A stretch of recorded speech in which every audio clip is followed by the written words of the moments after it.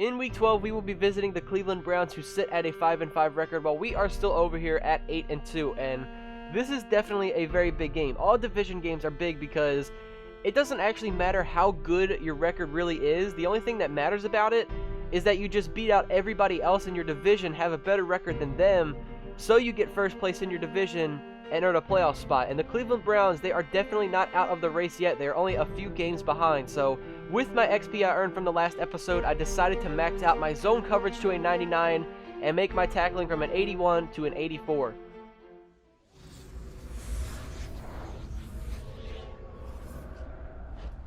Well, the crowd is stirred to a frenzy. The lights have been turned on, and we're ready for a little primetime football here on EA Sports. Hello, friends. Jim Nance and Phil Simms getting set for this important matchup late in the year. The playoff chase is on, and every game is an absolute must. So after doing all those upgrades to my player, I am now sitting at 90 overall. And week by week, man, we are just climbing the ranks, getting better and better as we go, trying to get that 99 overall player.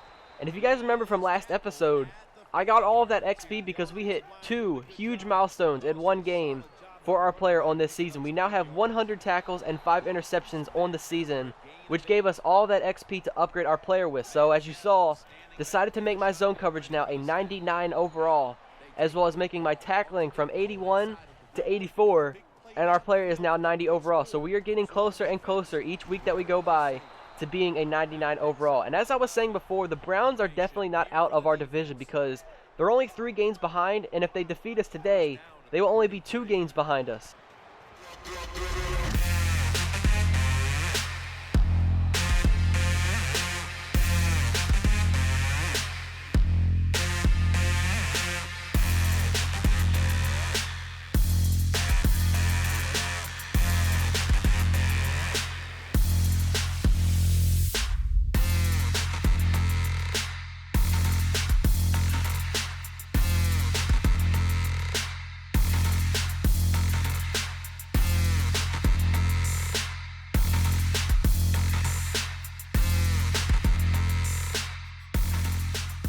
This now makes interception number 6 on our season. And what a way to come out in our first possession on defense. But let's just pretend that play didn't actually happen, because our first possession, we were balling out. I mean, I think we totaled like 4 tackles on that first drive, also capping it off with that interception. And what a way to come out and show these guys, look, we are taking this division. We are not giving it to you easy. Giving us now the 7-0 lead as our offense was able to score. But as these guys came back out on offense, I think that was my guy to cover, Gary Barnage, the tight end. Being on the 9-yard line, I decided to blitz, seeing if I could, get a sack, maybe even a safety at that. And it wasn't a smart play because Manziel was able to find his open tight end of who I was supposed to cover, getting a big reception, leading these guys down the field. So on a 3rd down, they went with the screen play. They were unable to convert for the first. So these guys went ahead, took their field goal, and they're definitely not out of this game by putting 3 points on the board. Now a 7-3 game. So moving forward a little bit, our offense still is unable to do anything. It is still a 7-3 game, but the Browns are back out on offense. 3rd and 4 for them now. Manziel's going to step back. It looks like the same play to Barnage. And this time, it was definitely not my man to cover. We were in zone coverage, and he was towards the sideline. I don't know who was over there, but it definitely was not my fault on that play. And they come back, score a touchdown, and now have the lead at 10-7. So, 2nd and 7 here on the slant play. I was just a step away from having that be my interception and possibly taking that to the end zone for 6 points. That was very, very close on that slant play. You guys have to watch that because I'm always going to be there. So, 41 seconds now, 3rd and 6. These guys are making a drive down the field before the first half ends, trying to get more points on the board. They convert a 1st down, and I think at the least, these guys are definitely going to get at least a field goal out of this possession. So, here on 1st and goal, 10 seconds left and counting. Manziel is going to find his receiver, Brian Hartline, who gets pushed out of bounds now at the 5-yard line. 6 seconds left, and I think these guys are going to go ahead and settle for their field goal, extend the lead by 3 points. Even though they have a timeout, they decided not to take a shot at the end zone, and this game is now 13-7. So back into the 3rd quarter now, a little bit later. We're going ahead, seeing what our offense can do when I see the man, Steve Smith Sr., on a 21-yard touchdown catch. And all of a sudden, we now have the lead with 21-13. That was actually the second touchdown on offense for us here in the third quarter. So our lead is even extended now by 8 points. So back on offense after we get a third down stop. Checking out what these guys can do. And I know I went over it kind of fast. I basically skipped it, but Javoris Allen, our backup running back, otherwise known as Buck Allen, ends up getting himself a rushing touchdown.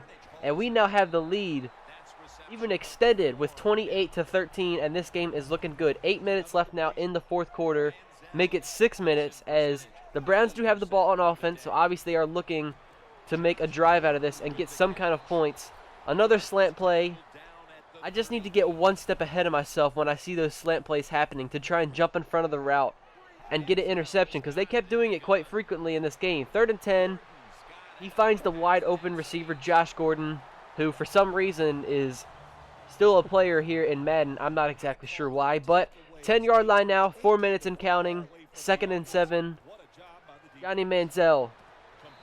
Another slant play. This one goes back to Brian Hartline as he gets his first receiving touchdown on the day. And the game is now 20-28. So they are only 8 points behind, which is one possession. They would just have to get the 2-point conversion, obviously. So 1st and 10 now.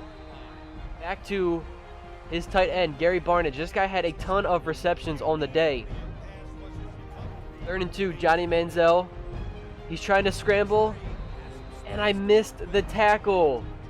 That could have ended it right there. That would have put up a 4th down, and that could have potentially been a stop for us. 1st and 10. Right across the middle of the field to his tight end, Barnidge. Going back to no huddle twice in a row now. It's the same play. And I laid a big hit on Gary Barnidge. Of course, he was still able to hang on to the ball, but regardless, he is now injured. And I don't think he's currently in the game. 2nd and 2. Another big hit. I'm trying to force a fumble and stop these guys from getting any points on the board. 2nd and 5. Are you joking? We have to go back and take one last look at this play, man. I mean, this would have been the game. I just need to grow like an inch or two. Look how close this ball was to being in my hands. And I would have sealed the game right here with the interception, giving us the ball back. And the Browns would not have a touchdown now, and we would be walking out of here with a win. It's whatever, though. We just have to come back out here and continue to play defense to stop these guys from winning this game. So, of course, they went for the 2-point conversion. I mean, they practically had to. They tied it up, which forces this game now into overtime. So, our offense ended up getting the ball first. Unfortunately, we were not able to put up a touchdown nor a field goal in that possession, which means the Browns get the ball now, and they could end up going down the field and winning this game with just a field goal. So that's all we have to do, is just stop these guys from getting any points on offense. Otherwise, we lose this game. So, 2nd and 10, play action for the Browns.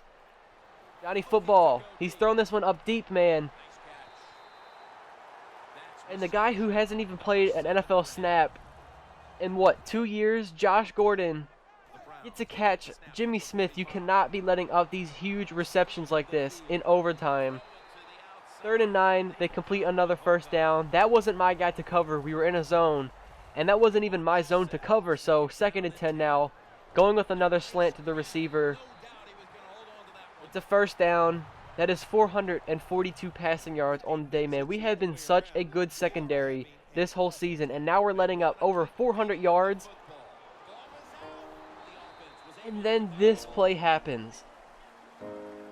I come full force at the running back, saying there's nothing else I can do except going for the strip to try and fumble the ball. And he actually fumbled it. Like, I got a successful strip. And of course, their offense was there to instantly recover that, which they just went ahead, took their field goal, and they are now walking out of here with the win, 31-28. I mean, just imagine if our defense could have recovered that. We had a chance to then go down and win this game, man. I just tried everything I possibly could to get this win for our team, and it just was not enough. So, you saw the stats right there. I mean, we let up way too many yards on offense. It was disgusting. We have to come back out here in week 13 and be much better than that, because 400 passing yards, that is way too much. So fortunately for us, everybody is still 2 games behind. Our whole division is stuck at 6 wins. We're still in first place at 8. But I mean, if we continue to lose, the division is not going to be ours. So hopefully all of you guys enjoyed. I will see you all in the next episode where we will play the Miami Dolphins. Once again, thank you all so much for watching, and I will catch you all in the next one. Take it easy, guys. Peace out.